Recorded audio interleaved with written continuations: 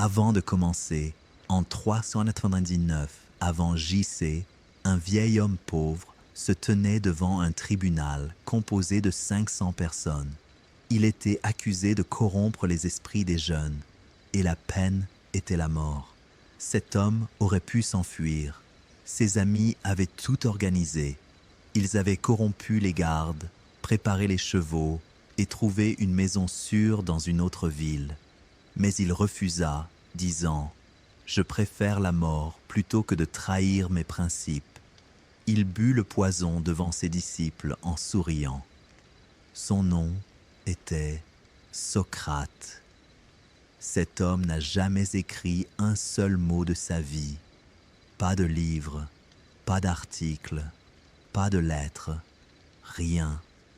Tout ce que nous savons de lui a été écrit par ses disciples après sa mort. Parmi ses disciples se trouvait un jeune homme nommé Platon, qui assista au procès, le cœur brisé. Mais Platon n'était pas son vrai nom. C'était un surnom signifiant aux larges épaules, car il était lutteur. Après la mort de Socrate, Platon s'enfuit d'Athènes pendant 10 ans. Il voyagea en Égypte et étudia les pyramides, se rendit en Italie pour apprendre les mathématiques, puis alla à Syracuse pour enseigner la philosophie au roi. Mais le roi n'apprécia pas ses paroles et le vendit comme esclave sur le marché. Oui, le plus grand philosophe de l'histoire a été vendu comme esclave. Heureusement, un ami l'acheta et le libéra. Platon revint à Athènes et fonda une petite école dans un jardin. Cette petite école dura 900 ans, plus longtemps que n'importe quelle université actuelle, et s'appelait l'Académie. Oui, le mot académie que nous utilisons aujourd'hui dans toutes les langues du monde vient de l'école de Platon. Parmi les milliers d'étudiants qui y étudièrent, il y avait un jeune homme pauvre d'un petit village nommé Aristote. Il arriva à l'âge de 17 ans, resta 20 ans pour apprendre, puis partit enseigner à Alexandre le Grand. Le même Alexandre qui conquit le monde de la Grèce à l'Inde, avant d'atteindre l'âge de 20 ans. Aristote fut plus tard son professeur. Aristote revint à Athènes et fonda sa propre école, écrivant 200 livres sur tout, la physique, la biologie, la politique, l'éthique et la logique. Ses écrits sur la biologie ne furent pas surpassés pendant 1900 ans. 3 hommes seulement, un maître, son élève et l'élève de cet élève, changèrent le monde plus que n'importe quel roi, armée ou empire.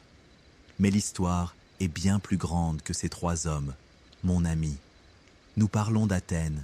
Et que sais-tu d'Athènes? Cette petite ville affronte le plus grand empire du monde de l'époque, l'Empire perse. Le roi des Perses envoya une armée de 200 000 soldats écraser Athènes. Athènes n'avait que 10 000 hommes, 100 contre 200 000, et pourtant, ils gagnèrent. Comment cela fut-il possible? C'est ce que nous allons découvrir ce soir.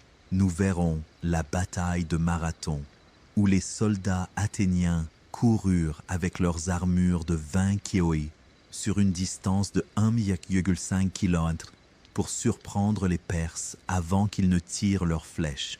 Le marathon que les gens courent aujourd'hui tire son nom de cette bataille. Un soldat courut de Marathon à Athènes, 42 km, pour annoncer la victoire, arriva en disant « Nous avons gagné », puis s'effondra, mort. Nous verrons 300 Spartiates dans un passage étroit, sachant qu'ils allaient mourir, mais restant pour donner à la Grèce le temps de se préparer. Ils tuèrent 20 000 Perses avant que le dernier d'entre eux ne tombe. Sur leur tombe, il était écrit « Passant, va dire à Sparte que nous sommes morts ici, obéissant à ces lois. Ce n'est pas une histoire d'un passé mort, mais une histoire de comment vivre ta vie. Que veux-tu laisser derrière toi? C'est la question que Socrate posait à tous ceux qu'il rencontrait. Si tu écoutes le matin, va maintenant préparer une tasse de thé délicieux. Et toi qui écoutes la nuit, ne t'excite pas et ne te lève pas pour faire du thé. Allez, dors, car le voyage est long et l'histoire profonde.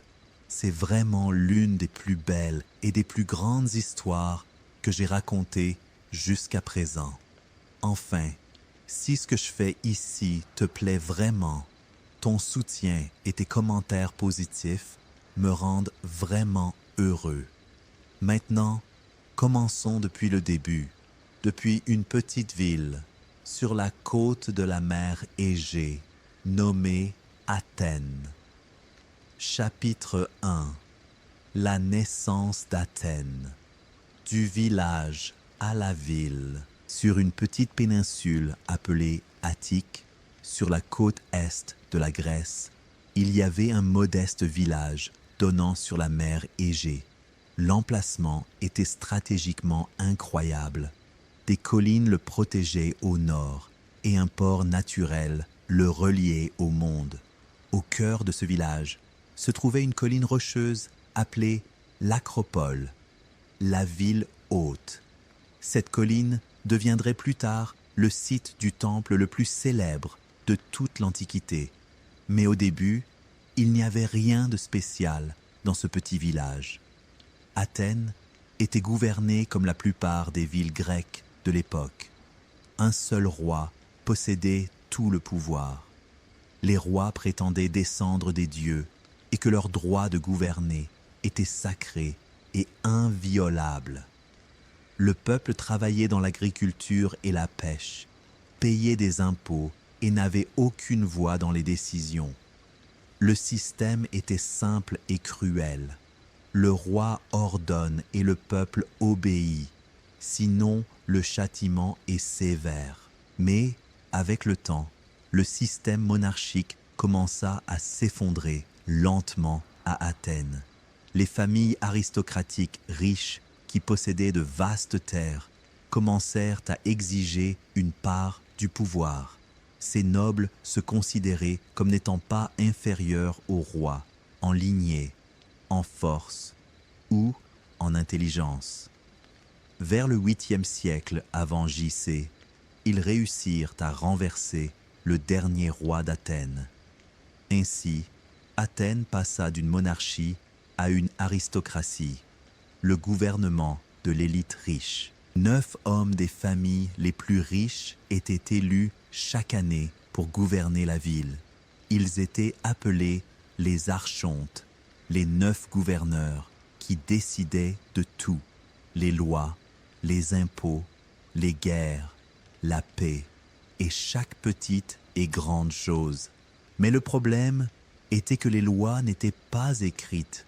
Tout était oral et dépendait de l'humeur du juge. Les pauvres étaient opprimés chaque jour. Si un paysan pauvre empruntait de l'argent et ne pouvait pas le rembourser, il était vendu, lui et sa famille, comme esclave. Si quelqu'un volait un pain parce que ses enfants avaient faim, il était parfois exécuté selon l'humeur du juge. Il n'y avait pas de règles claires. La justice dépendait de qui vous connaissiez et combien d'argent vous aviez. Le chaos commença à se répandre et les gens commencèrent à se rebeller contre cette injustice flagrante. En 621 avant J.C., les Athéniens décidèrent qu'ils avaient besoin d'une solution radicale et rapide. Ils choisirent un homme nommé Dracon et lui confièrent une mission simple mais révolutionnaire. Écris les lois. Dracon s'assit et écrivit la première loi écrite de toute l'histoire d'Athènes. Le problème était que ces lois étaient incroyablement sévères. Même le plus petit crime était puni de mort. Voler une pomme, la mort. Mentir sur le marché, la mort. Paresser au travail, la mort. Les gens disaient que les lois de Dracon n'étaient pas écrites à l'encre, mais au sang. Pourtant, malgré leur sévérité extrême, ces lois représentaient un progrès majeur pour une raison très importante. La loi devint écrite, claire et accessible à tous, ne changeant pas selon l'humeur du juge riche. Le riche et le pauvre étaient désormais jugés selon la même loi écrite, du moins en théorie. Mais les lois sévères de Dracon ne résolvaient pas le problème fondamental, l'énorme fossé entre les riches et les pauvres. Les riches devenaient de plus en plus riches chaque jour, tandis que les pauvres étaient vendus comme esclaves pour ne pas pouvoir rembourser leurs dettes. La tension sociale atteignit son paroxysme et la ville était au bord d'une guerre civile sanglante qui aurait détruit tout le monde.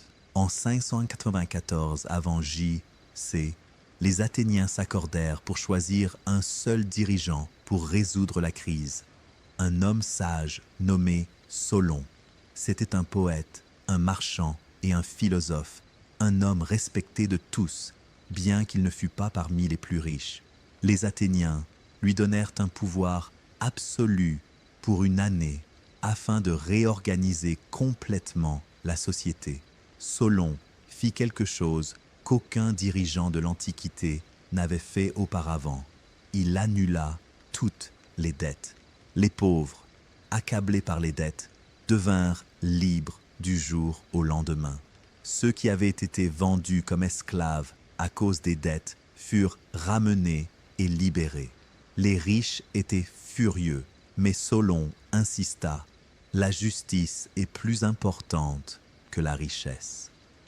Ensuite, il divisa la société athénienne en 4 classes basées sur le revenu et non sur la lignée.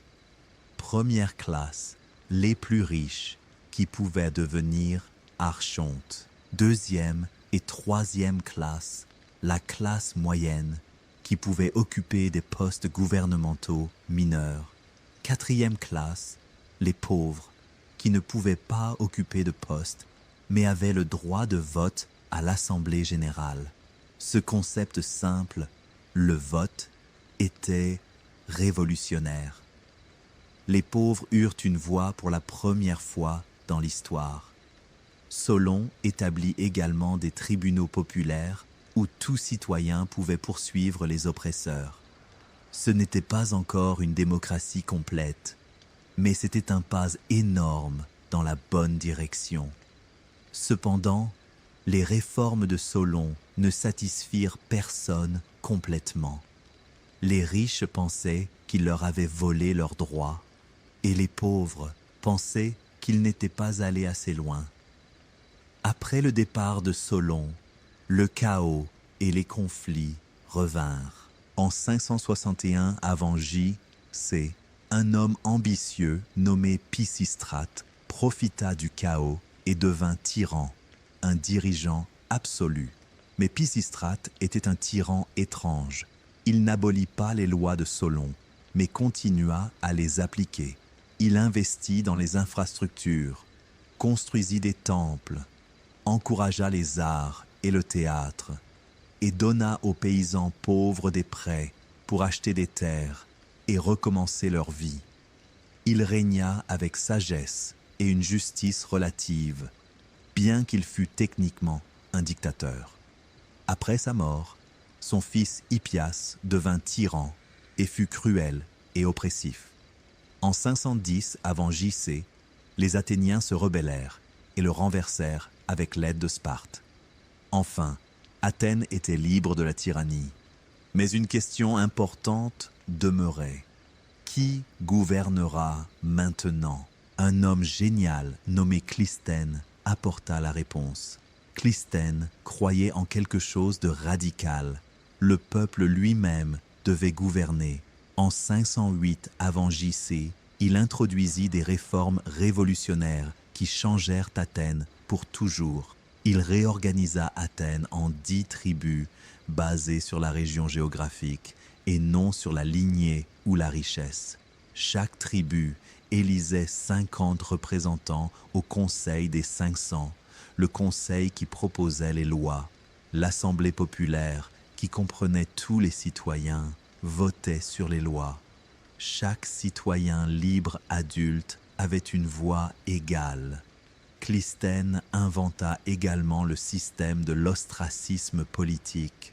Si les Athéniens sentaient qu'une personne aspirait à la tyrannie, ils pouvaient chercher pour l'exiler pendant 10 ans. Chaque citoyen écrivait le nom de la personne sur un tesson de poterie, ostracone, et si elle obtenait 6000 voix, elle était exilée. Ce système protégeait la démocratie contre le retour de la tyrannie. Ainsi, au début du vieux siècle avant J.C., Athènes devint la première vraie démocratie de l'histoire. Ce n'était pas une démocratie complète selon nos normes d'aujourd'hui. Les femmes n'avaient pas le droit de vote. Les esclaves n'avaient pas le droit de vote.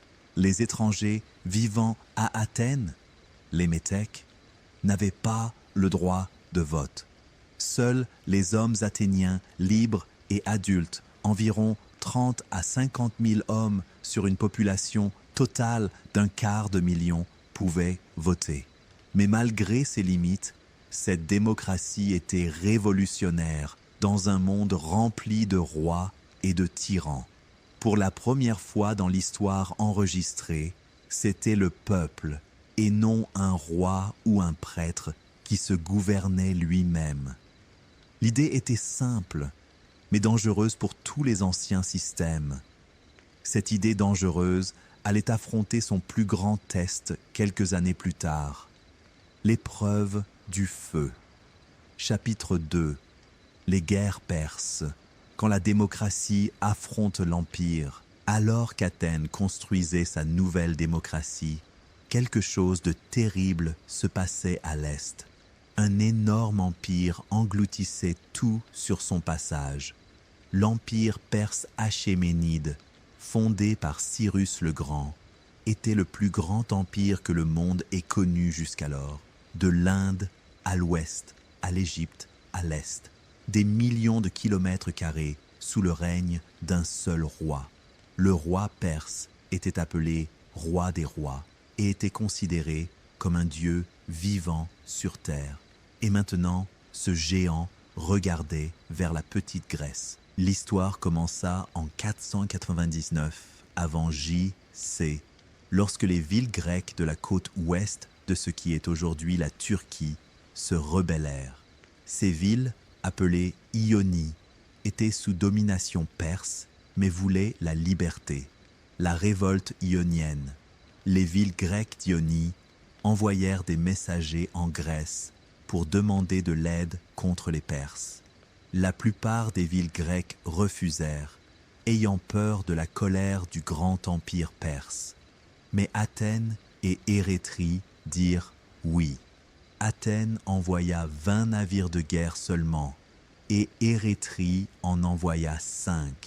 Une force très petite, mais suffisante pour provoquer la colère des Perses. Les Athéniens et les Ioniens réussirent à attaquer la ville de Sardes, une capitale régionale importante, et la brûlèrent partiellement. Mais les Perses ripostèrent avec une force écrasante et écrasèrent la révolte avec brutalité. Lorsque la nouvelle parvint à Darius Ier, roi des rois, il fut extrêmement en colère. Comment osent ces petites villes insignifiantes attaquer mon grand empire? On dit que Darius ordonna à un esclave de lui dire 3 fois par jour avant le dîner: « Sire, souviens-toi des Athéniens. » Darius jura de brûler Athènes et Érétrie comme elles avaient brûlé Sardes. En 492 avant J.C., il envoya une expédition de reconnaissance, mais elle échoua à cause d'une tempête qui détruisit la flotte près du mont Athos. Il ne se rendit pas et commença à préparer une armée plus grande. En 490 avant JC, tout était prêt. Une énorme flotte perse, transportant des dizaines de milliers de soldats, traversa la mer Égée. Le premier objectif était Érétrie. La ville tomba rapidement, fut brûlée et ses habitants réduits en esclavage. Maintenant, c'était au tour d'Athènes. La flotte perse accosta sur une large plage appelée Marathon, à 42 km au nord-est d'Athènes. La plaine était idéale pour la cavalerie, et les cavaliers perses étaient les meilleurs du monde à cette époque. Le plan perse était simple: débarquer à Marathon, écraser toute résistance, puis marcher sur Athènes et la brûler. Mais il y avait un petit problème. Les Athéniens décidèrent de combattre. 10 000 soldats athéniens seulement, vêtus de lourdes armures de bronze et de longues lances, marchèrent rapidement vers Marathon. Un soldat supplémentaire de la petite ville de Platée, un allié fidèle d'Athènes, les rejoignit. 11 000 soldats grecs contre une armée perse, estimée à 20 000 à 30 000 guerriers. Les Athéniens arrivèrent et campèrent à l'entrée de la plaine, empêchant les Perses d'avancer vers Athènes. Ils envoyèrent leur coureur le plus rapide, un homme nommé Phidippides, à Sparte pour demander de l'aide. Phidippides courut 240 km en 2 jours seulement et arriva à Sparte. Mais les Spartiates dirent: « Nous ne pouvons pas venir maintenant. Nous sommes en fête religieuse et ne pouvons pas faire la guerre avant la pleine lune. Attendez 10 jours. » Les Athéniens n'avaient pas 10 jours. Pendant des jours, les deux armées se firent face à travers la plaine. Les Perses attendaient le bon moment pour attaquer. Les Athéniens espéraient que les Spartiates arriveraient avant qu'il ne soit trop tard. Les 10 généraux athéniens, chaque tribu avait un général, étaient profondément divisés. 5 disaient qu'il fallait attendre les Spartiates. Attaquer maintenant est un suicide. Et 5 disaient qu'il fallait attaquer. Attendre donnera aux Perses une chance de manœuvrer et de contourner Athènes. La voix décisive fut celle d'un responsable civil nommé Callimachus. Il vota pour l'attaque. Et le commandant qui mènerait la bataille était un homme génial nommé Miltiade. Miltiade avait vécu parmi les Perses pendant des années et connaissait leurs points forts et faibles. Il savait que la force des Perses résidait dans les archers et la cavalerie, et que leur faiblesse était dans l'infanterie légère qui n'avait pas d'armure lourde. Son plan était simple, mais audacieux à un point incroyable. Un matin, peut-être le 12 septembre 490 avant JC, Miltiade remarqua quelque chose d'étrange. La cavalerie perse avait disparu du camp. Peut-être avait-elle été ramenée au navire. Peut-être les Perses planifiaient-ils de naviguer directement vers Athènes et de contourner l'armée grecque. Mais quelle qu'en soit la raison, c'était la seule chance.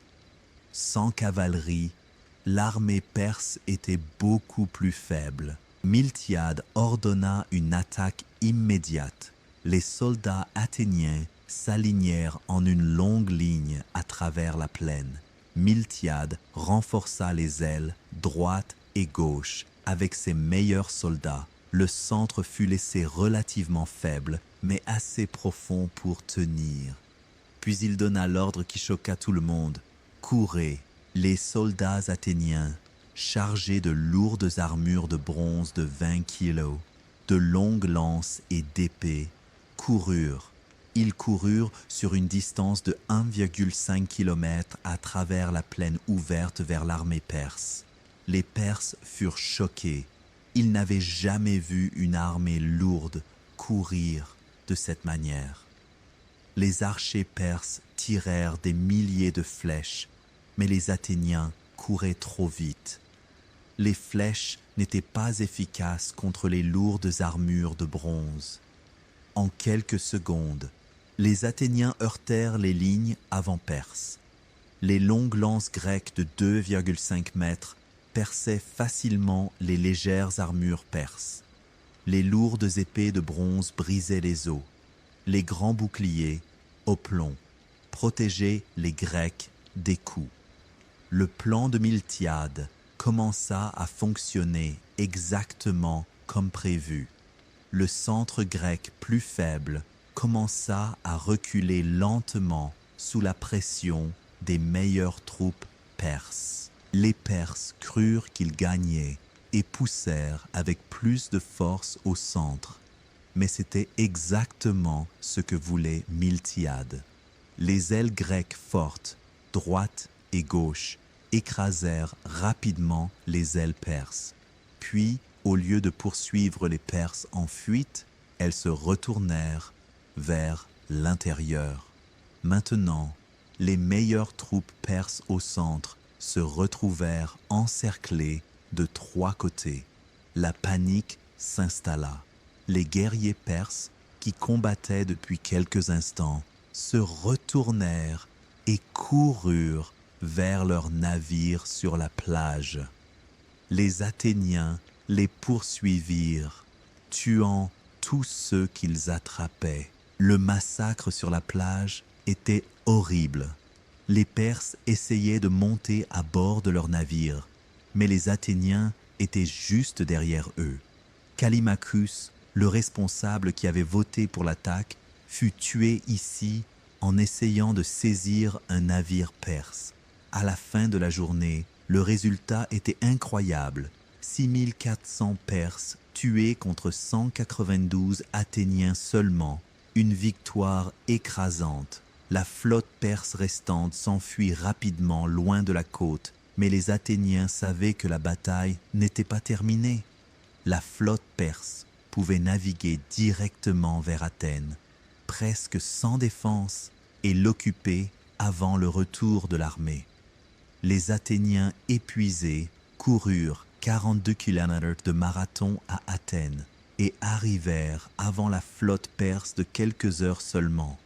Lorsque le commandant perse vit l'armée athénienne victorieuse déjà à Athènes, il décida de se rendre.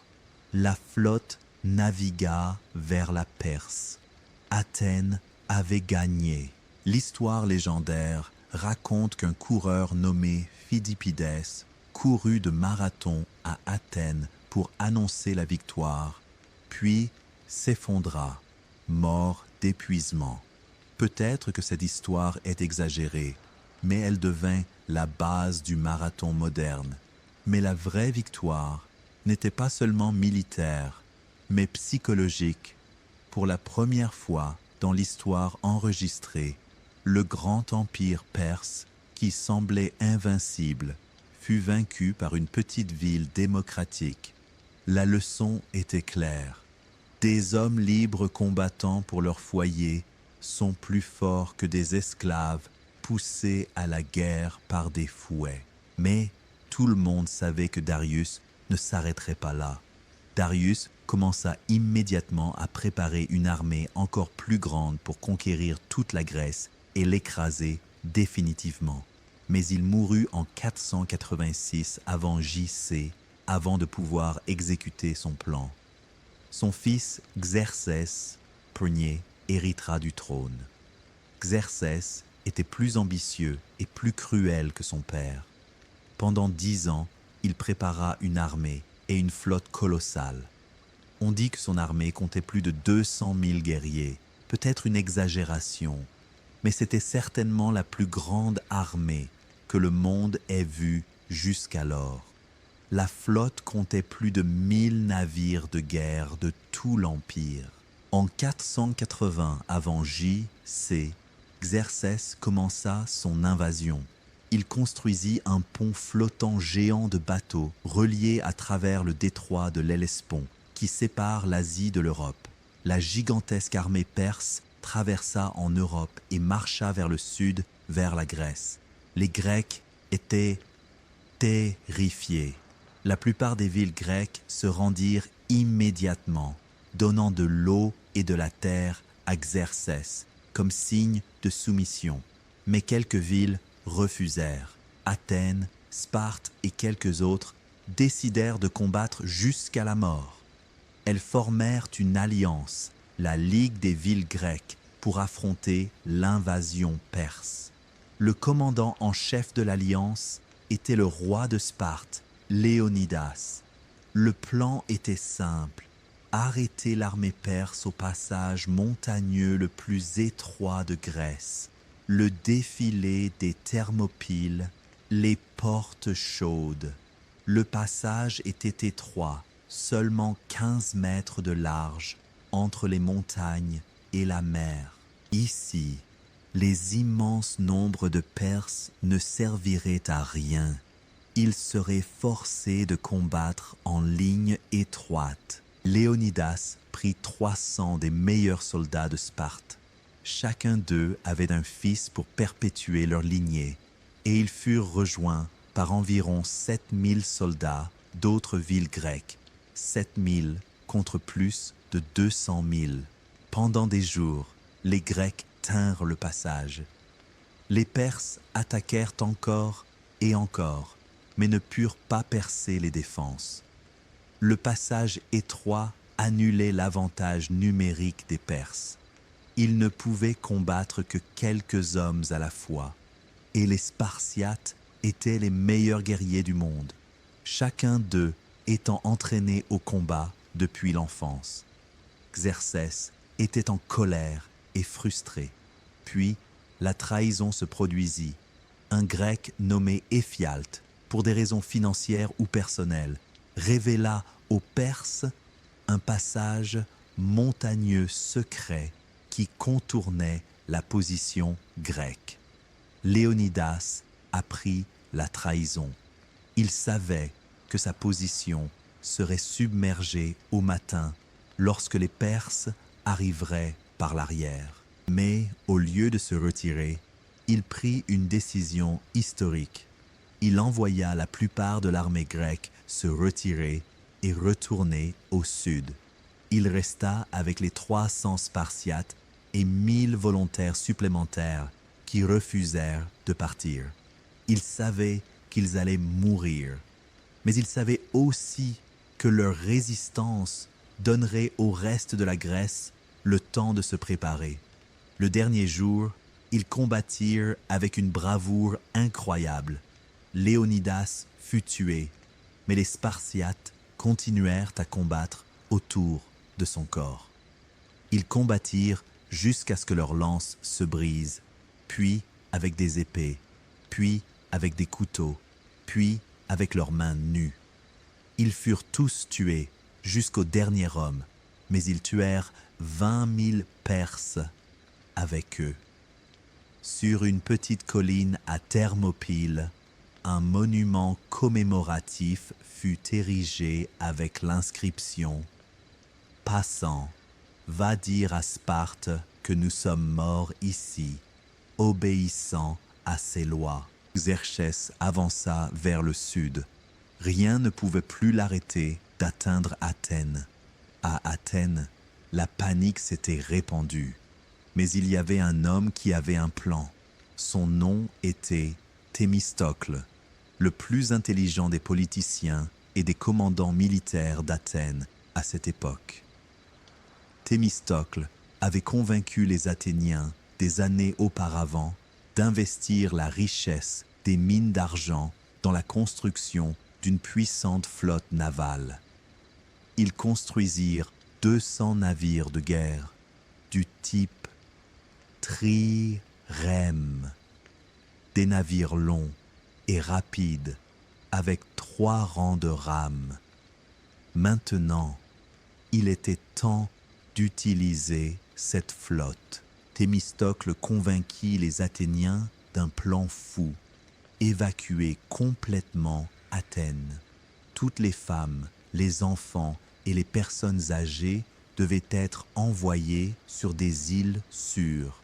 Tous les hommes capables de combattre devaient monter à bord des navires de guerre, et laisser la ville vide pour les Perses.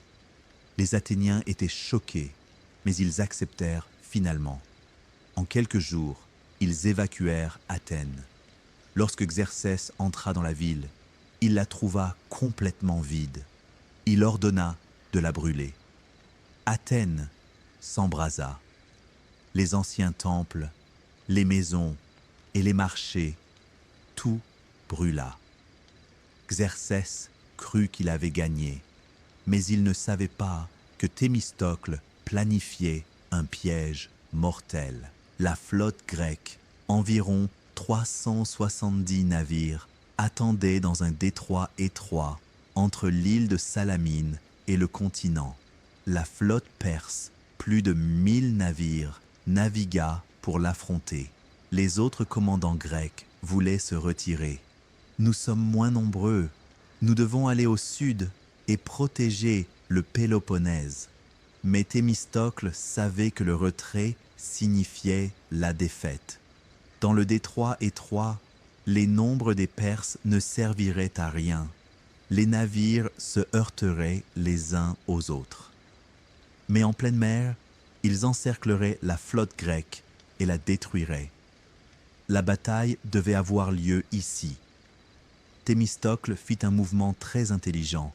Il envoya un esclave de confiance à Xerxès avec un message secret. Le message disait « Thémistocle veut faire défection du côté perse. La flotte grecque se retirera cette nuit. Attaquez maintenant avant qu'il ne soit trop tard. » Xerxès crut au mensonge et ordonna à sa flotte d'entrer dans le détroit pendant la nuit et d'attaquer à l'aube. Le matin suivant, peut-être le 29 septembre 480 avant J.C., la bataille de Salamine commença. Les navires perses entrèrent dans le détroit étroit et se retrouvèrent soudain coincés. Les grands navires se heurtaient les uns aux autres.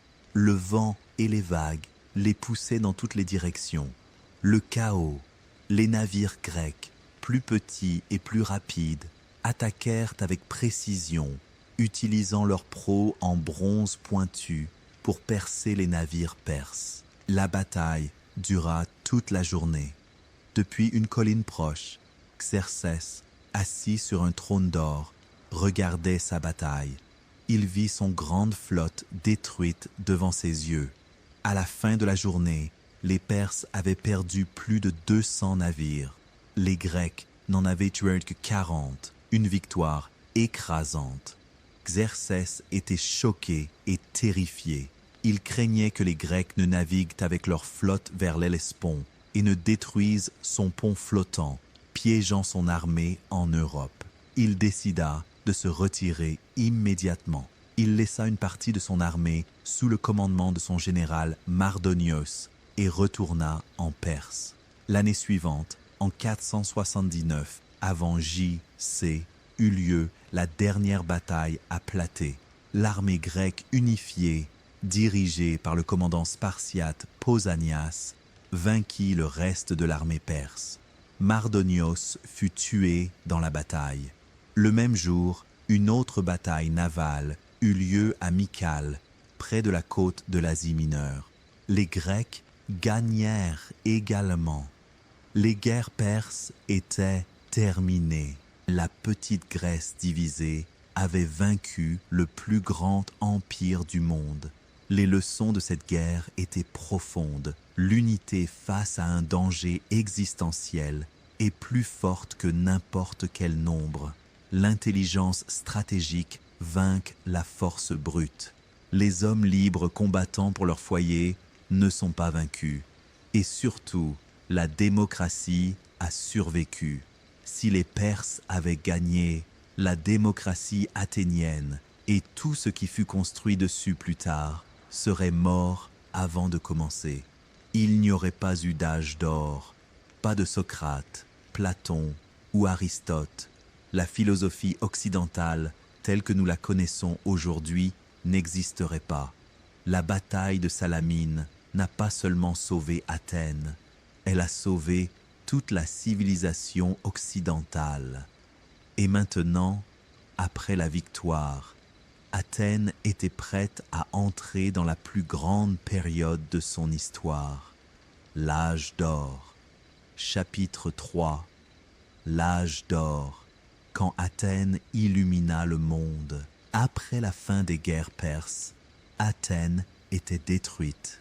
Ses temples et ses maisons avaient été brûlés, mais l'esprit des Athéniens n'avait pas été vaincu, bien au contraire.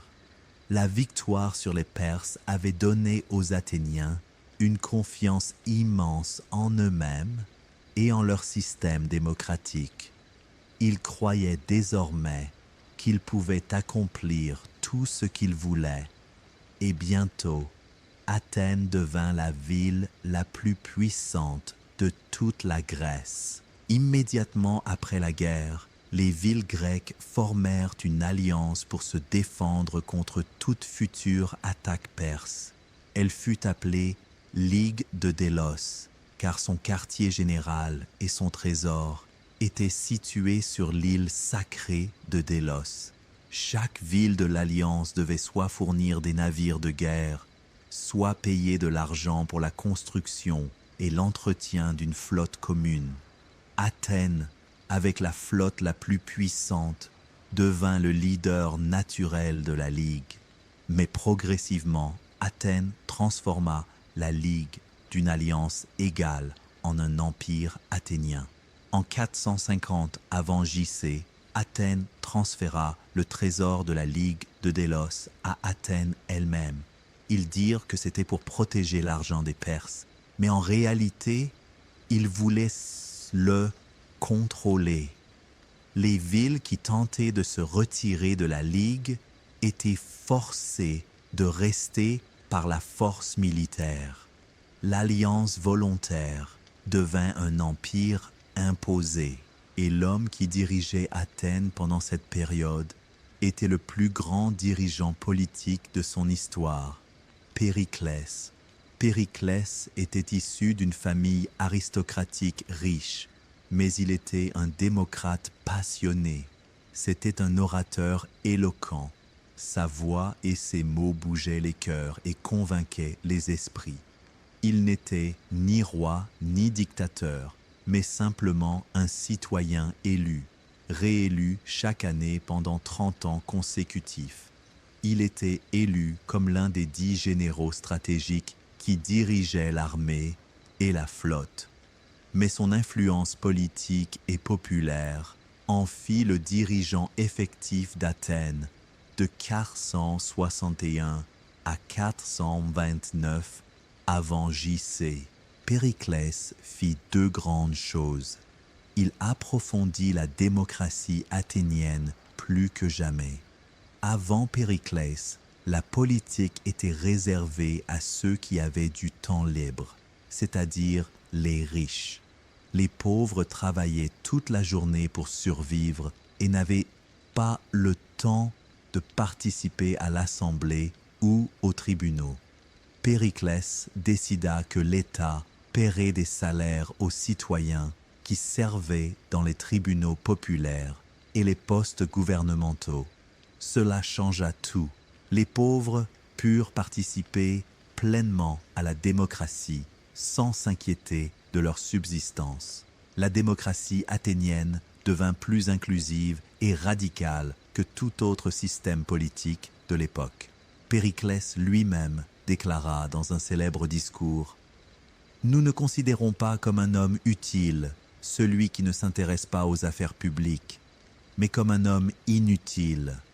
La politique n'était pas une option, c'était un devoir pour chaque citoyen libre. » Il transforma Athènes en la plus belle ville du monde antique.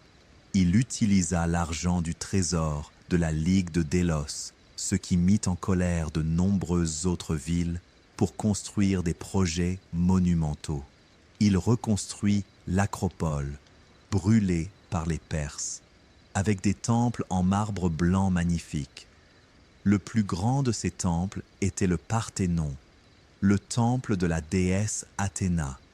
Ce n'était pas seulement un temple, mais une œuvre d'art et d'architecture. Chaque détail était étudié avec une précision mathématique et esthétique incroyable.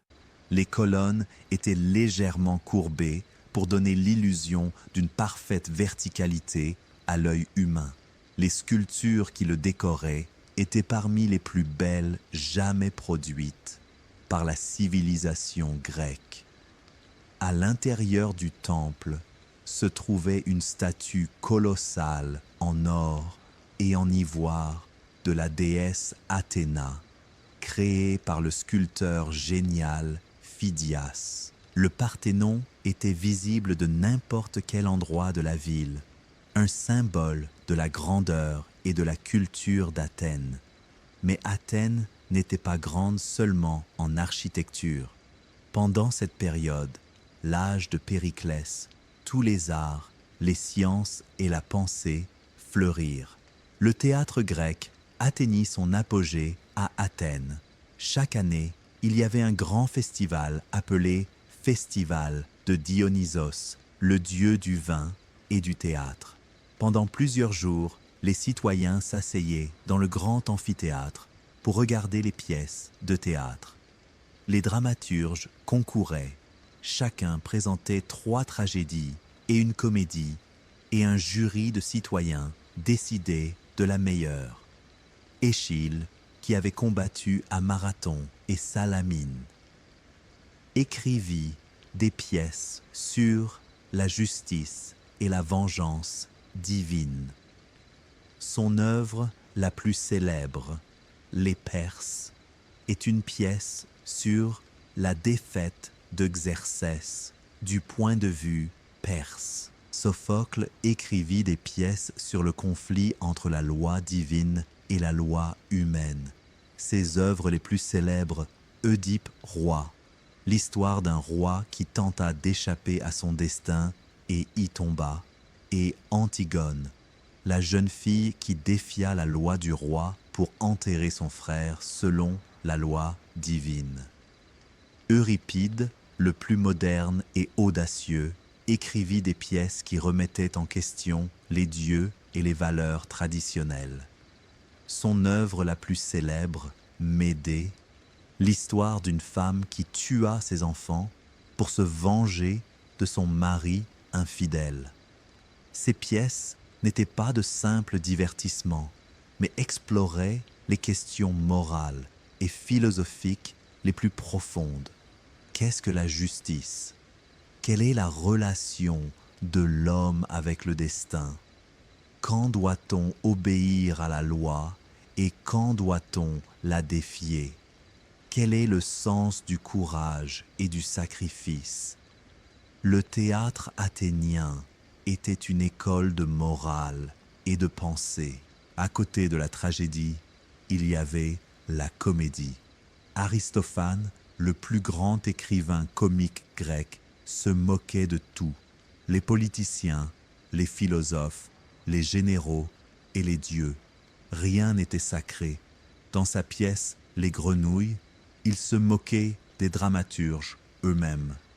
Dans L'Assemblée des femmes, les femmes refusent d'avoir des relations sexuelles avec leurs maris jusqu'à ce qu'ils mettent fin à la guerre. La comédie était une arme politique et sociale puissante. Dans l'histoire, Hérodote, le père de l'histoire, écrivit une histoire complète des guerres perses.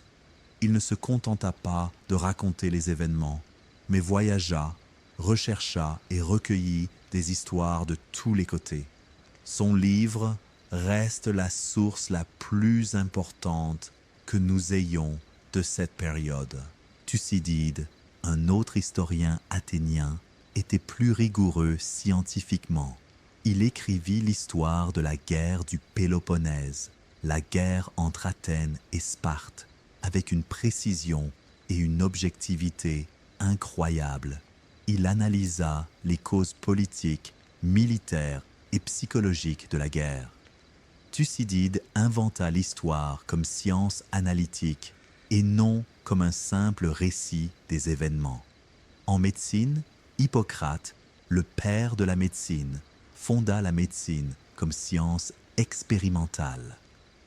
Il rejeta les explications surnaturelles des maladies et chercha des causes naturelles. Le serment d'Hippocrate, que les médecins prêtent encore aujourd'hui, remonte à lui. En mathématiques et géométrie, les Grecs réalisaient des accomplissements incroyables. Pythagore, avant cette époque, découvrit la relation entre les côtés d'un triangle rectangle.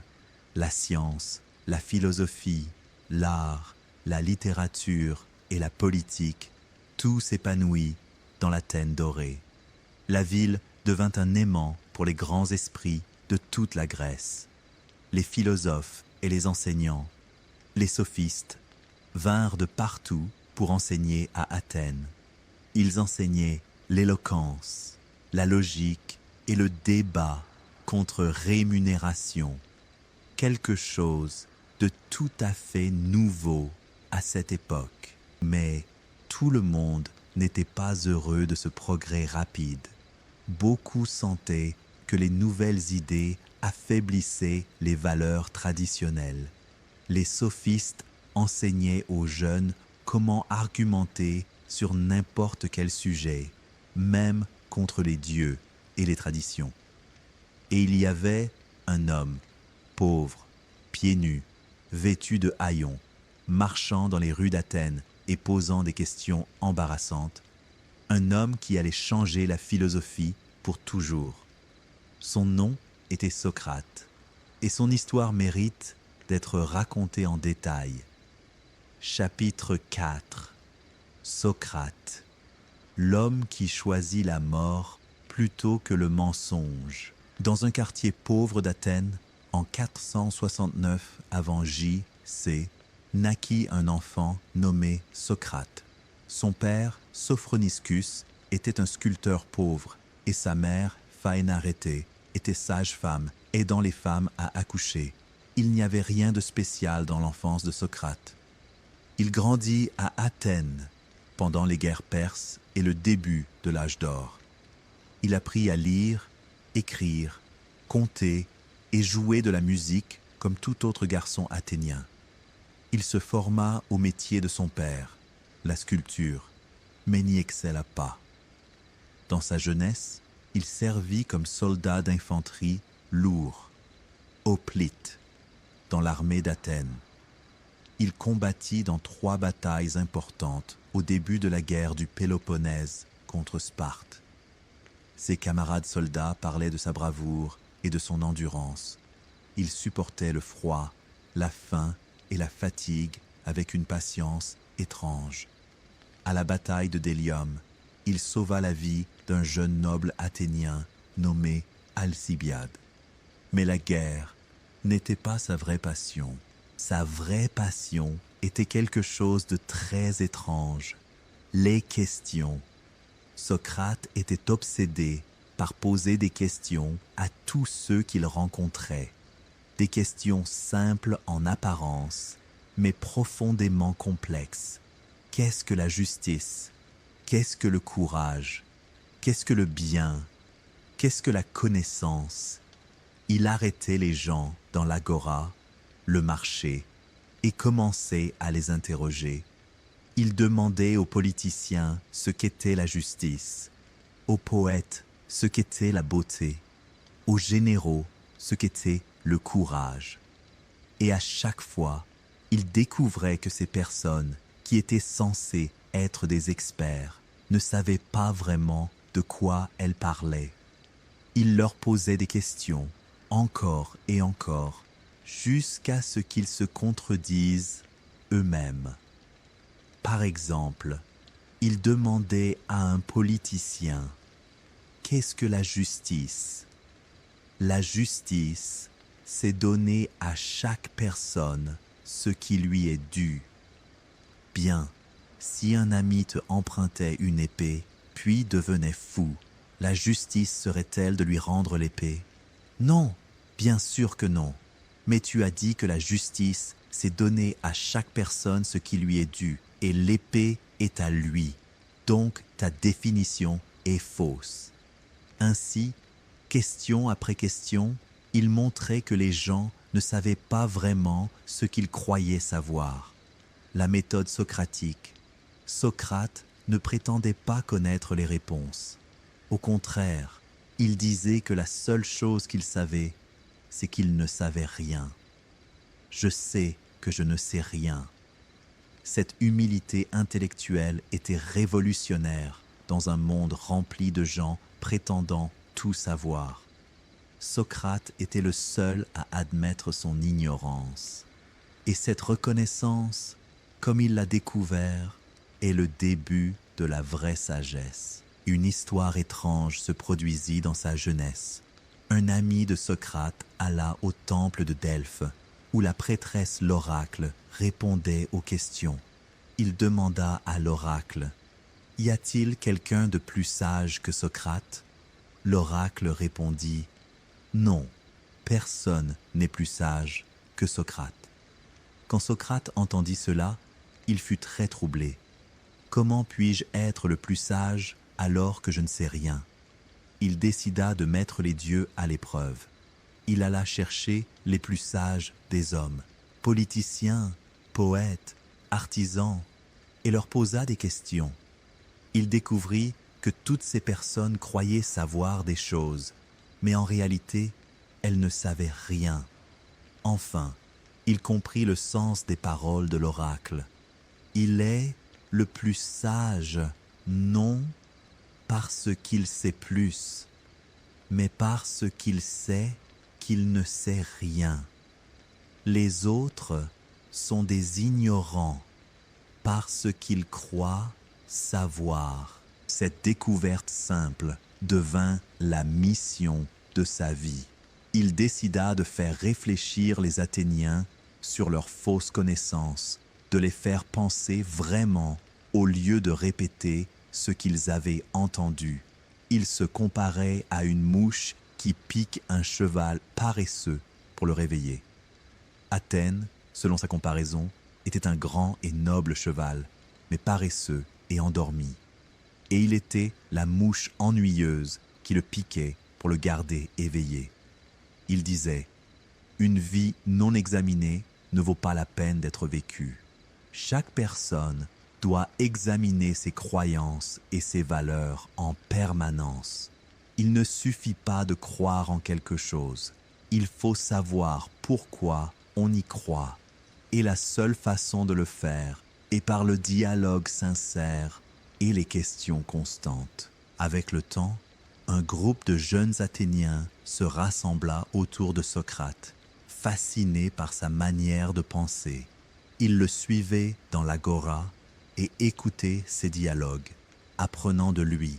Parmi ces jeunes se trouvait un jeune aristocrate très intelligent nommé Platon. Mais tout le monde n'aimait pas Socrate. Beaucoup d'Athéniens, surtout les riches et les puissants, le détestaient. Pourquoi ? Parce qu'il les humiliait publiquement devant les gens. Il montrait que les politiciens ne savaient pas ce qu'était la justice. Les poètes ne comprenaient pas ce qu'ils écrivaient. Les enseignants ne savaient rien de réel. Le pire était qu'il apprenait aux jeunes à remettre tout en question. Dans une société conservatrice qui vénérait les traditions et les dieux, c'était très dangereux. Certaines personnes considéraient Socrate comme un corrupteur de la jeunesse, leur apprenant à ne pas respecter leurs parents, la ville et les dieux. La situation politique à Athènes empira les choses. La guerre du Péloponnèse entre Athènes et Sparte dura 27 ans. Athènes perdit la guerre en 404 avant J.C. Sparte força Athènes à accepter un gouvernement oligarchique, le gouvernement d'une minorité au lieu de la démocratie. Les 30 tyrans, ces tyrans, gouvernèrent avec une cruauté extrême pendant 8 mois. Ils tuèrent des 1000 d'Athéniens, leurs opposants politiques et les riches pour voler leur argent. Et le problème était que 2 des pires tyrans étaient d'anciens élèves de Socrate. Chrysias, le chef des tyrans, avait étudié sous Socrate. Charmide, l'oncle de Platon, était aussi un de ses élèves. Après 8 mois, les démocrates se rebellèrent et renversèrent les tyrans, rétablissant la démocratie. Critias fut tué dans la bataille, mais la mémoire resta. Les Athéniens se souvenaient que 2 des pires tyrans avaient été élèves de Socrate. Ils commencèrent à se demander, Socrate lui-même était-il contre la démocratie? En 399 avant J.C., 5 ans après le rétablissement de la démocratie, 3 hommes déposèrent une plainte officielle contre Socrate. Mélétos, un jeune poète en colère. Anytos, un politicien puissant. Lycon, un orateur. Les accusations étaient 2. Ne pas croire aux dieux de la cité et introduire de nouveaux dieux. Corrompre la jeunesse. Ces accusations étaient assez vagues pour que les gens y projettent toute leur peur et colère. Socrate avait 70 ans, un vieil homme. Il aurait pu s'enfuir d'Athènes avant le procès, ou il aurait pu supplier et s'excuser pendant le procès. Mais il ne fit rien de tout cela. Il décida de faire face au procès. Le procès eut lieu devant un grand jury de 501 citoyens athéniens. Chaque accusé avait le droit de présenter sa défense. Socrate ne présenta pas une défense traditionnelle. Il se tint devant les jurés dans ses vieux vêtements usés et commença à parler. Il ne supplia pas, ne feignit pas la faiblesse, n'amena pas sa femme et ses enfants pour pleurer devant les juges, comme c'était attendu. Au lieu de cela, il prononça l'un des plus grands discours philosophiques de l'histoire. Il les expliqua comment il avait passé sa vie à rechercher la vérité et la vertu, comment sa mission, que les dieux lui avaient donnée, était de réveiller les Athéniens de leur ignorance, comment, au lieu d'être punis, ils devraient être récompensés, peut-être par des repas gratuits à vie au Prytanée, le bâtiment de l'État. C'était une sorte de moquerie philosophique, bien sûr. Les jurés n'apprécièrent pas. Il leur dit clairement, « Si vous me libérez à condition que j'arrête de philosopher, je refuse. Je continuerai à poser des questions et à chercher la vérité, même si cela doit me coûter la vie. J'obéis aux dieux, pas aux hommes. » Quand vint le moment du vote, les jurés votèrent, coupables. Mais les voix étaient serrées, 280 contre 220. 60 voix seulement séparaient l'acquittement de la condamnation. Dans le système athénien, après une condamnation, l'accusé avait la possibilité de proposer une peine alternative. Socrate aurait pu proposer l'exil ou une grosse amende, mais au lieu de cela, il proposa une amende très petite, 30 mines, une somme dérisoire. Puis, il augmenta légèrement le montant lorsque ses amis insistèrent. Les jurés furent encore plus en colère de ce mépris. Les accusateurs demandèrent la peine de mort. Les jurés votèrent une seconde fois. Cette fois, l'écart fut plus grand. 360 voix pour la mort contre 140. La sentence, la mort par ingestion de ciguë. Après le procès, Socrate fut placé en prison en attendant l'exécution. Selon la loi athénienne, une exécution ne pouvait pas avoir lieu pendant un certain festival religieux. Socrate dut attendre 30 jours. Ses amis et disciples lui rendaient visite chaque jour. L'un d'eux, un homme riche nommé Crito, vint avec un plan d'évasion. Tout était arrangé. Les gardes corrompus, des chevaux à l'extérieur de la ville, une maison sûre dans une autre ville. Tout ce que Socrate avait à faire était de dire « oui ». Mais Socrate refusa. Il expliqua calmement à Crito « Si je m'enfuis, je brise la loi. J'ai vécu toute ma vie à Athènes sous la protection de ces lois. J'en ai bénéficié toute ma vie. Maintenant, parce que je n'aime pas le résultat de la loi, je m'enfuis. C'est de l'hypocrisie. S'échapper signifie que j'admets que le procès était juste et que je suis simplement un lâche qui a peur de la punition. Mais la vérité est que le procès était injuste et la seule façon de le prouver est d'accepter la punition. Il vaut mieux mourir injustement que de vivre après avoir commis une injustice. Crito pleura, mais il comprit. Le dernier jour, tous les amis de Socrate vinrent en prison. Socrate était parfaitement calme, parlant avec eux de la mort et de l'immortalité de l'âme. Il disait que la mort n'est pas quelque chose à craindre. Soit la mort est un sommeil profond, sans rêve, et c'est une paix. Soit l'âme passe dans un autre monde où elle peut continuer à dialoguer avec les sages anciens. Dans les deux cas, la mort n'est pas un mal. À la tombée de la nuit, le geôlier arriva avec une coupe de ciguë. Socrate prit la coupe d'une main ferme. Ses amis pleuraient, mais il leur demanda de s'arrêter. C'est un moment de joie, pas de tristesse. Il but le poison.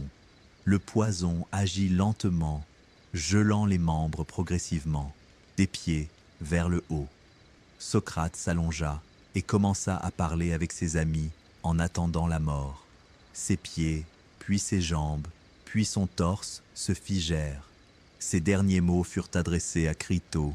« Crito, nous devons un coq à Asclépios.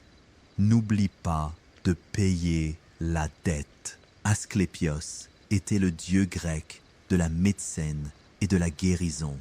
Les gens offraient un coq à Asclépios en remerciement pour la guérison d'une maladie. Pourquoi Socrate dit-il cela? Peut-être voulait-il dire que la mort est une guérison de la maladie de la vie, ou que la philosophie est une guérison de la maladie de l'ignorance. Nous ne le saurons jamais, mais ces derniers mots mystérieux sont devenus l'un des derniers mots les plus célèbres de l'histoire. Socrate mourut à 70 ans. Il n'écrivit aucun livre, ne fonda aucune école, n'accumula aucune richesse. Mais il changea le monde. Comment? Par ses disciples, et surtout l'un d'eux, un jeune aristocrate qui était présent au procès et vit tout. Un jeune homme dont le cœur se brisa en voyant son maître condamné injustement. Un jeune homme qui décida de perpétuer Socrate en écrivant sur lui. Son nom était Platon. Chapitre 5. Platon, du chagrin à l'immortalité. Le jour du procès de Socrate, un jeune homme d'une trentaine d'années était assis parmi les spectateurs.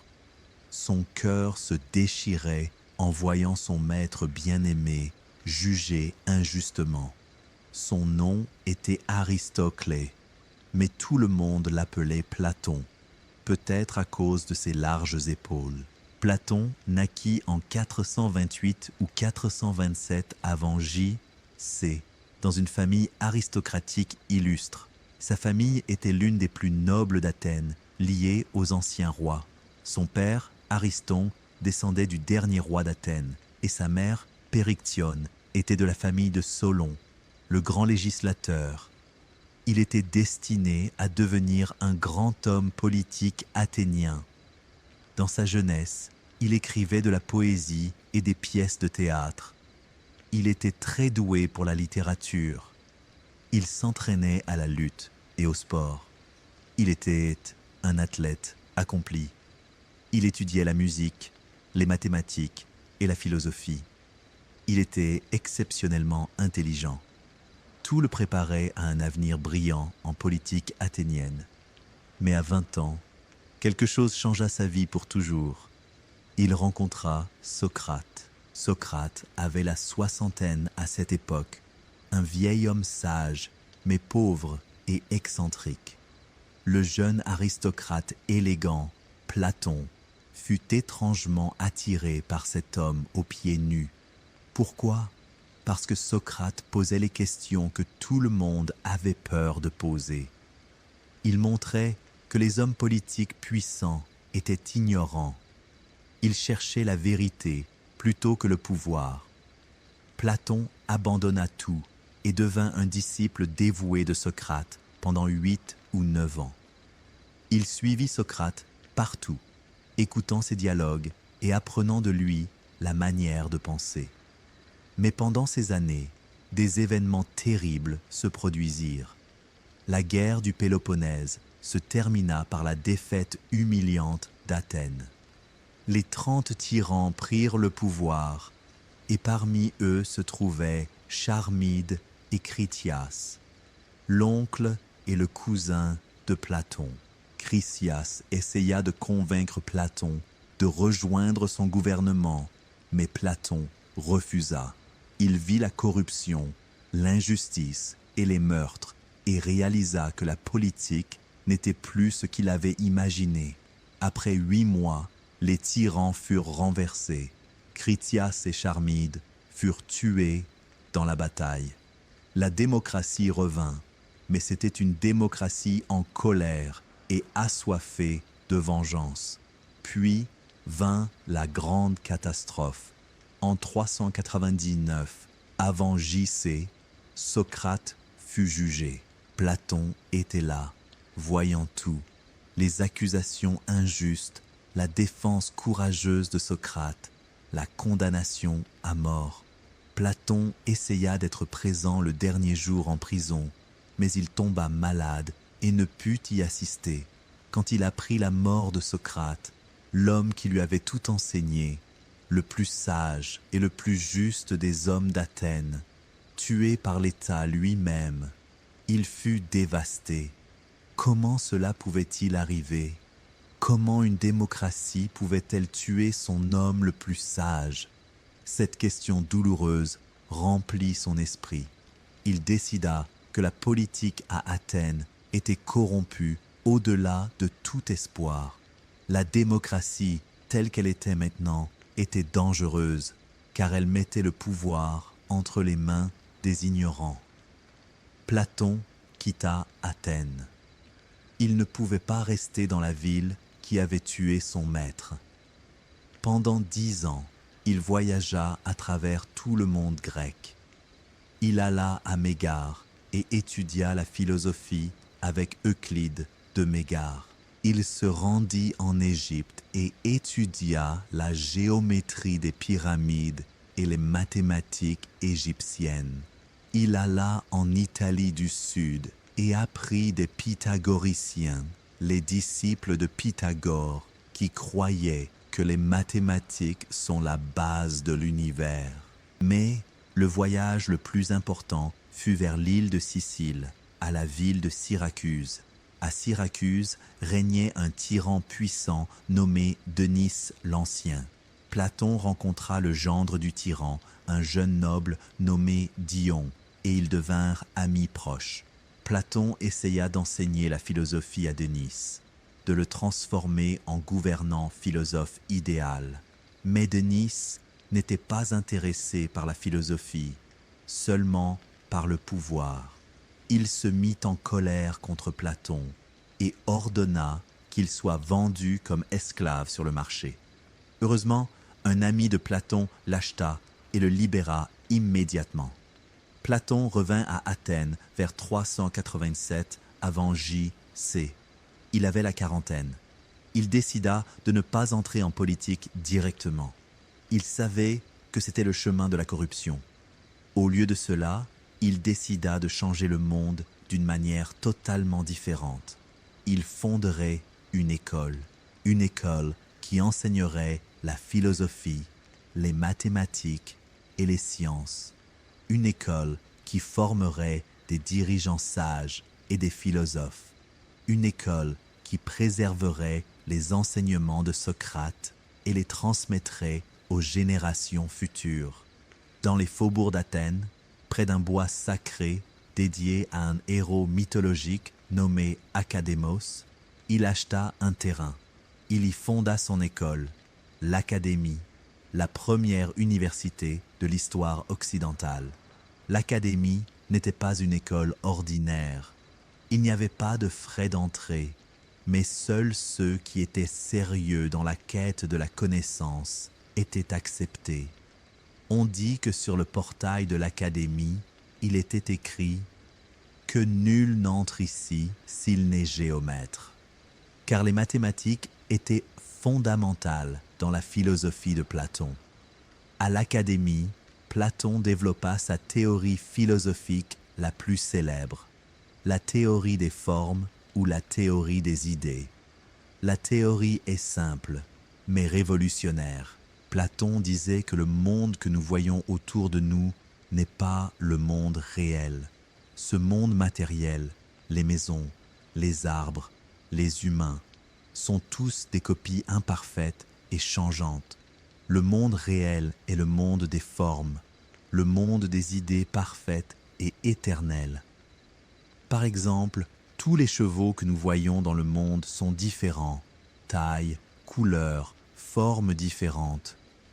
Mais il y a une seule forme du cheval, le cheval parfait et idéal qui existe dans le monde des formes.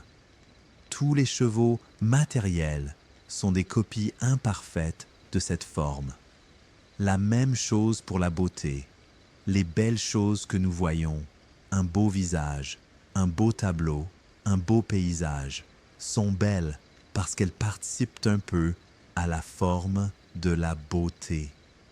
Mais la vraie beauté, la beauté absolue et parfaite, n'existe que dans le monde des formes, et surtout la forme du bien.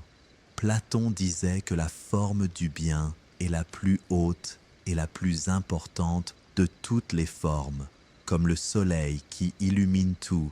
La forme du bien illumine toutes les autres formes. La connaissance de la forme du bien est le but ultime de la philosophie.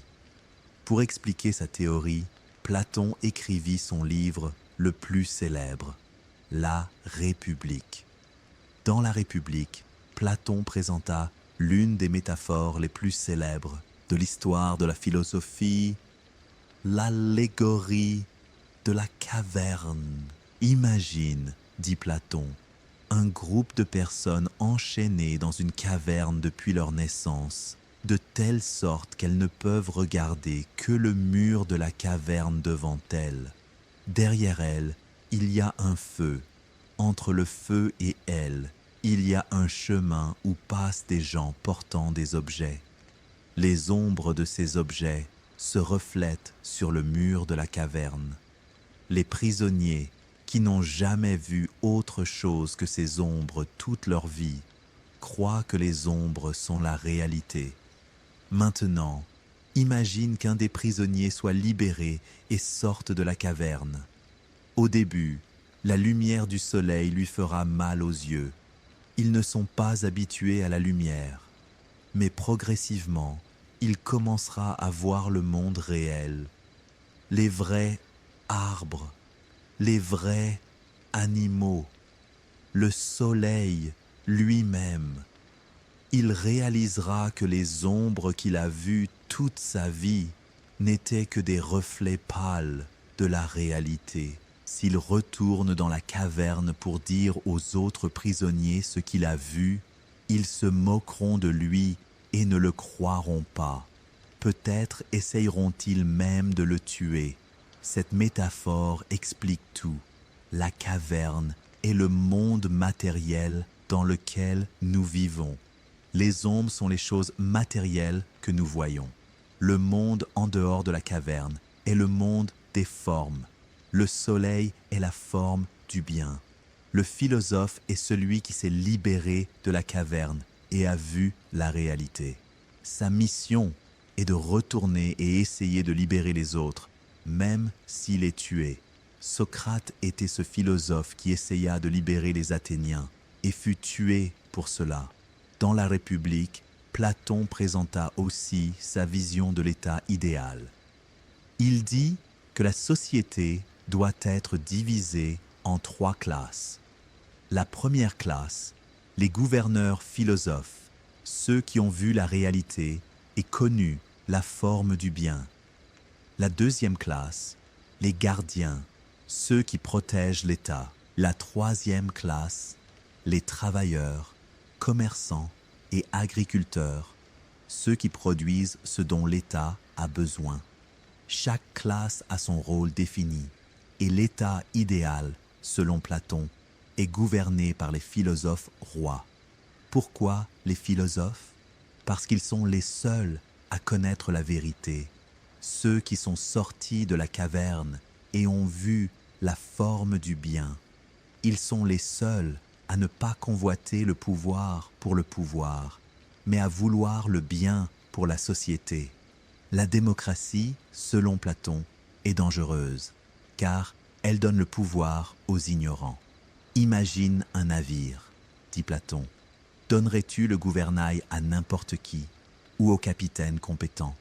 Bien sûr, au capitaine compétent. La même chose s'applique à l'État. Il doit être gouverné par les sages. Ces idées étaient controversées et le sont encore aujourd'hui. Certains les voient comme une sagesse profonde, d'autres comme un élitisme dangereux et antidémocratique. Mais personne ne nie qu'elles sont profondes et influentes. À l'Académie, Platon ne se contenta pas d'enseigner. Il écrivit environ 35 dialogues philosophiques, la plupart mettant en scène Socrate comme héros en dialogue avec les autres. Ces dialogues ne sont pas des livres secs, mais des pièces de théâtre philosophiques vivantes. Des personnages réels débattent, questionnent et cherchent la vérité. À travers ces dialogues, Platon immortalisa Socrate pour toujours. Presque tout ce que nous savons de Socrate vient des écrits de Platon. Après environ 20 ans de la fondation de l'Académie, Platon essaya une fois de plus de mettre en œuvre son idée du gouvernant philosophe. En 367 avant J.B.C., Denis l'Ancien, tyran de Syracuse, mourut. Son fils, Denis le Jeune, héritera du trône. L'ami de Platon, Dione, le convainquit de venir à Syracuse et d'enseigner la philosophie au jeune tyran. Peut-être pourrait-il le transformer en gouvernant philosophe.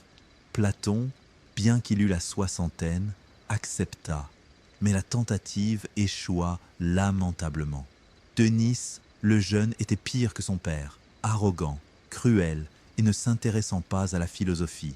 Il bannit l'ami de Platon, Dione, et essaya d'emprisonner Platon lui-même. Avec difficulté, Platon put s'échapper et retourner à Athènes. Il essaya une troisième fois après quelques années, mais le résultat fut le même, un échec total. Platon réalisa que la mise en œuvre de l'état idéal dans la réalité était presque impossible, mais il ne perdit pas espoir dans l'éducation. Il retourna à l'Académie et passa le reste de sa vie à enseigner et écrire. Parmi les 1000 étudiants qui étudièrent à l'Académie, il y avait un jeune homme qui surpasserait tous les autres. Un jeune homme d'une petite ville du nord de la Grèce. Un jeune homme qui deviendrait le plus grand élève de Platon, mais qui différerait de lui sur presque tout. Son nom était Aristote. Platon mourut en 347 avant J.C. à l'âge de 80 ans.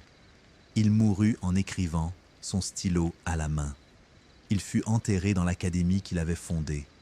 L'académie durera 900 ans, jusqu'à ce qu'elle soit fermée par l'empereur romain Justinien en 529, après J.C.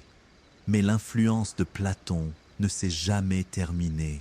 Ses idées sur les formes influencèrent le christianisme, le judaïsme et l'islam. L'idée qu'il existe un monde idéal spirituel plus élevé que le monde matériel devint la base de beaucoup de philosophies religieuses. Ses idées sur l'état idéal inspirèrent des philosophes politiques pendant des millénaires. Ces dialogues apprirent à l'humanité comment penser profondément sur les questions difficiles. Le mot académie, que nous utilisons aujourd'hui dans toutes les langues du monde, vient de son école. Platon transforma son chagrin pour la mort de Socrate en immortalité pour eux deux. Socrate enseigna par la parole et mourut. Platon écrivit et immortalisa son maître pour toujours. Mais le prochain élève irait encore plus loin. Chapitre 6. Aristote, l'homme qui classa le monde. En 384 avant J.C., naquit un garçon dans une petite ville nommée Stagire, sur la côte nord de la mer Égée. La ville faisait partie du royaume de Macédoine, un royaume grec, mais considéré comme semi-barbare par les Athéniens. Le père du garçon, Nicomachus, était le médecin du roi macédonien. Sa mère, Phaestis, mourut quand il était jeune. Le garçon s'appelait Aristote. Aristote grandit dans une cour royale où son père soignait le roi. Là, il apprit beaucoup sur la médecine et la biologie. Il apprit à observer la nature avec précision, à enregistrer ce qu'il voyait et à l'analyser. Mais son père mourut quand Aristote avait 17 ans. Son tuteur, un homme nommé Proxène, décida de l'envoyer étudier dans la plus grande école du monde, l'Académie à Athènes. En 367 avant J.C., Aristote, un jeune homme de 17 ans, arriva à Athènes. Il entra à l'Académie pour étudier sous la direction de Platon lui-même. Platon avait la soixantaine, un grand philosophe au sommet de sa renommée. Aristote resta à l'Académie 20 ans. Au début, il était un élève qui apprenait, puis il devint un enseignant. Enfin, il devint un chercheur indépendant avec ses propres opinions. Platon réalisa qu'Aristote était un génie exceptionnel. Il l'appelait l'esprit ou le lecteur de l'Académie, l'élève préféré. Mais avec le temps, Aristote commença à différer de son maître sur des points fondamentaux. Platon croyait en un monde des formes, un monde idéal, éternel, en dehors de la réalité matérielle. Aristote doutait de cela. Aristote était empirique. Il croyait en l'observation et l'expérience. Il croyait que la connaissance vient de l'étude du monde tel qu'il est, et non de la réflexion sur des mondes idéaux. Aristote disait plus tard sa célèbre phrase « Platon m'est cher, mais la vérité l'est plus ». En 347 avant J.C., Platon mourut. Tout le monde s'attendait à ce que l'élève le plus brillant devienne le dirigeant de l'Académie. Mais cela n'arriva pas. Peut-être parce qu'Aristote n'était pas athénien, il était macédonien, ou peut-être parce que ses opinions philosophiques différaient trop de celles de Platon. Speusippe, le neveu de Platon, fut choisi pour diriger l'Académie. Aristote décida de partir. Il alla en Asie mineure, à la ville d'Assos, où régnait un ami, Hermias. Hermias était un ancien élève de l'Académie, un homme sage et cultivé. À Assos, Aristote épousa la fille ou la nièce d'Hermias, une jeune femme nommée Pythias. Mais après 3 ans, Hermias fut tué par les Perses, de manière cruelle. Aristote fut très attristé et écrivit un poème émouvant en sa mémoire. Il déménagea sur l'île de Lesbos, où il étudia la biologie marine avec son ami Théophraste. Il marchait sur la plage, collectant des créatures marines, les décrivant, les classifiant et enregistrant leurs observations. Aristote était fasciné par la nature. Il étudia plus de 500 espèces d'animaux, décrivit des dizaines d'entre eux. Il remarqua que les dauphins n'étaient pas des poissons, mais des mammifères. une observation révolutionnaire pour l'époque. Il étudia le développement de l'embryon dans les œufs de poule jour après jour. Il enregistrait tout avec une précision scientifique incroyable. En 343 avant J.C., il reçut une invitation qui changea sa vie. Philippe II, le puissant roi de Macédoine, demanda à Aristote d'enseigner à son fils, le prince. Il avait 13 ans. Son nom était Alexandre, qui deviendrait plus tard Alexandre le Grand. Aristote accepta. Pendant 3 ans, il enseigna au jeune prince. Il lui enseigna la philosophie, la littérature, les sciences et la politique.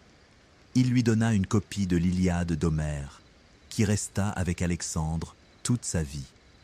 La relation entre le maître et l'élève était forte au début, mais avec le temps, lorsqu'Alexandre devint roi et conquit le monde, ils s'éloignèrent.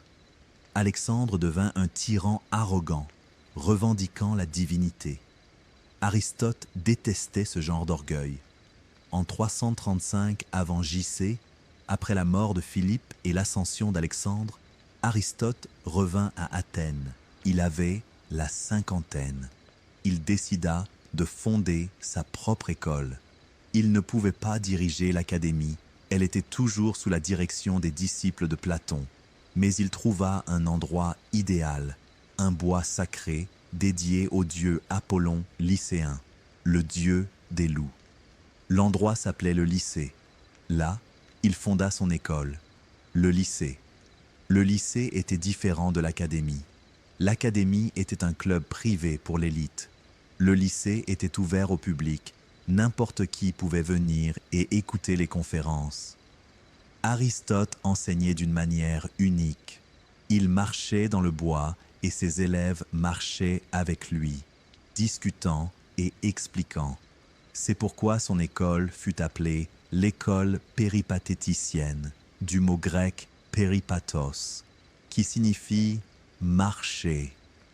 Au lycée, Aristote construisit une grande bibliothèque, la première vraie bibliothèque de recherche de l'histoire.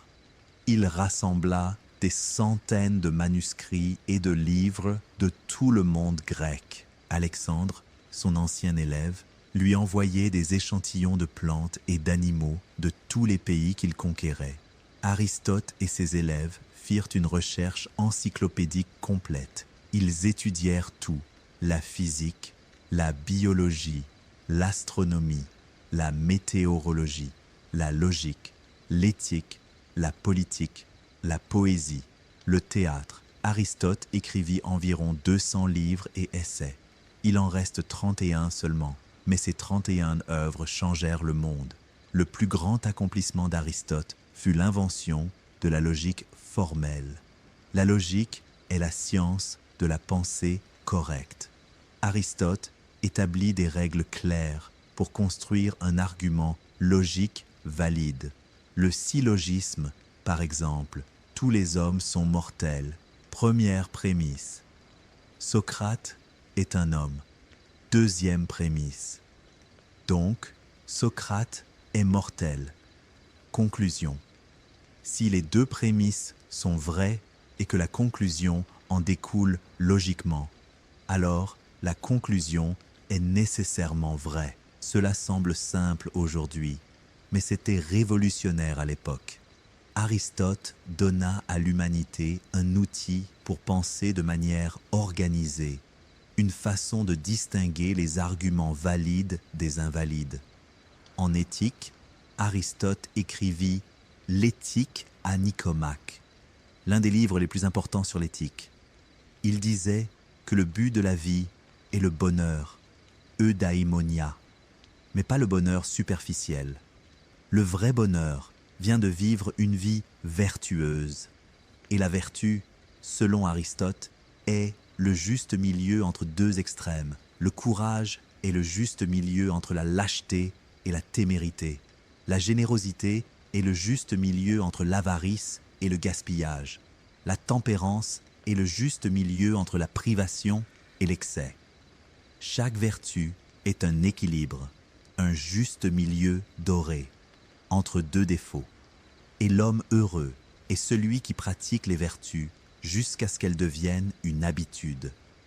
En politique, Aristote écrivit « La politique », une étude complète des types de gouvernement.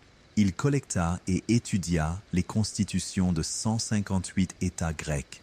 Il classa les gouvernements en 6 types, 3 bons, la monarchie, le gouvernement par un individu pour le bien de tous, l'aristocratie, le gouvernement par une élite pour le bien de tous, la république, le gouvernement par la majorité pour le bien de tous. 3 mauvais, la tyrannie, le gouvernement par un individu pour son propre bien, l'oligarchie, le gouvernement par une élite pour son propre bien, la démocratie, le gouvernement par la majorité pour son propre bien. Aristote préférait la République, le gouvernement par la classe moyenne. Il disait qu'une société saine a besoin d'une classe moyenne forte, ni trop riche, ni trop pauvre. La classe moyenne est la plus stable et modérée. En biologie, les travaux d'Aristote étaient incroyables. Il classa les animaux en groupes basés sur leurs caractéristiques communes. Animaux à sang, mammifères et oiseaux, animaux sans sang, insectes et mollusques. Ce classement, bien qu'imparfait selon nos normes actuelles, était la première tentative scientifique organisée de classer les êtres vivants. Il étudia l'anatomie comparée, comparant les organes d'animaux différents. Il remarqua que les organes similaires remplissent des fonctions similaires. Il écrivit sur l'embryon et son développement. Il fut le premier à décrire les étapes de la croissance de l'embryon avec précision. Les recherches d'Aristote en biologie ne furent pas surpassées jusqu'au XVIe siècle, plus de 1900 ans. En physique et astronomie, les théories d'Aristote étaient très influentes, mais se révélèrent fausses plus tard. Il disait que la Terre est le centre de l'univers et que tout tourne autour d'elle. Il disait que les objets lourds tombent plus vite que les légers, ce qui est faux. Mais malgré les erreurs, ses tentatives d'expliquer la nature de manière logique et méthodique étaient révolutionnaires. En poésie et littérature, il écrivit La Poétique, la première analyse critique de la littérature et du théâtre. Il analysa la tragédie grecque. Qu'est-ce qui rend une tragédie bonne? Il disait qu'une bonne tragédie suscite la peur et la pitié et conduit à la catharsis, la purification émotionnelle. Ce livre influença toute la littérature occidentale qui suivit. En résumé, Aristote ne laissa aucun domaine de la connaissance sans l'étudier, le classer et écrire à son sujet. Il divisa les sciences en 3 catégories: sciences théoriques, philosophie, mathématiques, physique. Leur but est la connaissance. Sciences pratiques, éthique, politique. Leur but est l'action correcte. Sciences productives, ingénierie, médecine, art. Leur but est la production de quelque chose. Cette division devint la base de l'organisation de la connaissance pendant des siècles. Pendant 13 ans, le lycée prospéra sous la direction d'Aristote.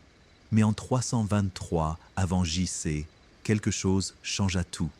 Alexandre le Grand mourut soudainement à Babylone, à l'âge de 32 ans seulement. Le vaste empire qu'il avait construit s'effondra dans des guerres civiles.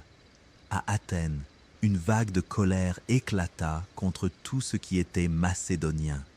Aristote, le macédonien, devint une cible. Ils l'accusèrent d'impiété, la même accusation pour laquelle Socrate avait été exécuté. Aristote décida de ne pas donner aux Athéniens une chance de nuire à la philosophie une seconde fois. Il dit sa célèbre phrase « Je ne permettrai pas qu'Athènes commette une seconde erreur contre la philosophie. Il s'enfuit vers l'île de Chalcis, le lieu de naissance de sa mère. Là, il mourut après quelques mois, en 322 avant JC, à l'âge de 62 ans. On dit qu'il mourut d'une maladie de l'estomac. Il laissa une volonté écrite avec soin. Il demanda que les ossements de sa première femme, Pythias, soient enterrés avec lui. Il libéra ses esclaves. Il laissa son élève Théophraste responsable du lycée et de la bibliothèque. Après la mort d'Aristote, le lycée continua sous la direction de Théophraste, mais avec le temps, la grande bibliothèque d'Aristote se dispersa. On dit que ses livres furent vendus et cachés dans une cave pendant des décennies, puis achetés par un collectionneur qui les emmena à Athènes. Ensuite, ils furent saisis par le général romain Sylla lorsqu'il prit Athènes en 86 avant J.C. Ils furent emmenés à Rome, où ils furent libérés et publiés sous leur forme actuelle. Mais beaucoup des œuvres d'Aristote furent perdues à jamais. Ce qui reste, environ 31 livres, fut suffisant pour façonner la pensée occidentale pendant plus de 2000 ans. Au Moyen Âge, Aristote devint l'autorité suprême en presque tout. Les philosophes chrétiens, musulmans et juifs étudièrent ses œuvres et les commentaires. Thomas d'Aquin, le grand philosophe chrétien, intégra la philosophie d'Aristote à la théologie chrétienne. Averroès, le philosophe andalou, écrivit des commentaires profonds sur les œuvres d'Aristote. Il était appelé le commentateur. Ce n'est qu'à la Renaissance et à la Révolution scientifique que les gens commencèrent à remettre en question certaines de ces théories scientifiques. Galilée prouva que les objets lourds et légers tombent à la même vitesse. Copernic prouva que la Terre tourne autour du Soleil et non l'inverse. Mais même avec la correction de ces erreurs, l'influence d'Aristote resta énorme. Sa logique est encore enseignée. Son éthique est encore influente. Ses classifications de la connaissance sont encore la base des universités modernes. Aristote donna à l'humanité une méthode organisée pour penser au monde. Il nous apprit à observer, classer et analyser. Il nous apprit à chercher les causes et les explications. Il nous apprit à construire la connaissance de manière méthodique. Sans lui, il n'y aurait pas eu de science moderne. Épilogue, l'héritage immortel. 3 hommes, Socrate, qui n'écrivit rien, mais changea la philosophie par ses questions. Platon, qui immortalisa son maître et fonda la première université. Aristote, qui classa toute la connaissance humaine. 3 générations, un maître, son élève et l'élève de l'élève. Chacun d'eux changea le monde d'une manière qui ne peut être effacée. Socrate nous apprit que la vie non examinée ne vaut pas la peine d'être vécue. Il nous apprit à poser des questions, douter, chercher la vérité, quel qu'en soit le prix. Il nous apprit que mourir pour ses principes est plus noble que vivre dans le mensonge. Platon nous apprit qu'il existe des vérités éternelles derrière les phénomènes changeants. Il nous apprit qu'une idée peut être plus puissante qu'une épée. Il nous apprit que l'éducation est le chemin pour changer la société. Aristote nous apprit à observer le monde avec précision et enregistrer ce que nous voyons. Il nous apprit à classer et organiser la connaissance. Il nous apprit que l'esprit humain est capable de comprendre l'univers. Et Athènes, la ville qui les engendra, nous apprit quelque chose de plus grand. Elle nous apprit que la liberté et la démocratie sont possibles, que le peuple peut se gouverner lui-même, que la civilisation peut être construite sur des idées et non sur la force. Oui, Athènes n'était pas parfaite. Les femmes n'avaient pas de droits. L'esclavage était répandu. Les guerres et les conflits étaient constants. Mais malgré tous ces défauts, Athènes offrit au monde quelque chose qui n'existait pas auparavant. L'idée que les êtres humains sont libres et égaux. L'idée que la raison peut comprendre la vérité. L'idée que la beauté, la vertu et la justice sont des valeurs pour lesquelles il vaut la peine de vivre et mourir. Et aujourd'hui, après 2500 ans, nous vivons encore à l'ombre d'Athènes. Chaque université dans le monde doit quelque chose à Platon et Aristote. Chaque démocratie dans le monde doit quelque chose à Athènes. Chaque personne qui pose une question difficile doit quelque chose à Socrate. Les leçons que nous tirons de cette histoire sont claires. Les idées sont plus puissantes que les armées. Athènes fut vaincue militairement, mais ses idées conquirent le monde. Le courage intellectuel est plus important que la force physique. Socrate mourut, mais ses idées sont immortelles. L'éducation est un investissement pour l'avenir. L'académie et le lycée changèrent le cours de l'histoire. La liberté et la responsabilité sont les deux faces d'une même pièce. La démocratie signifie que chaque citoyen est responsable de sa société. L'échec n'est pas une fin, mais un commencement. Athènes fut vaincue, mais elle se releva. Socrate fut tué, mais son message continua. Ce n'est pas une histoire d'un passé mort. C'est une histoire vivante qui se répète chaque jour. Chaque fois qu'une personne pose une question difficile, Socrate vit. Chaque fois qu'une personne défend un principe, malgré le coup, Socrate vit. Chaque fois qu'une personne préfère la vérité à l'intérêt, Socrate vit. Chaque fois qu'une personne rêve d'un monde meilleur et travaille à le construire, Platon vit. Chaque fois qu'une personne fonde une institution éducative, Platon vit. Chaque fois qu'une personne croit en la puissance de l'idée, Platon vit.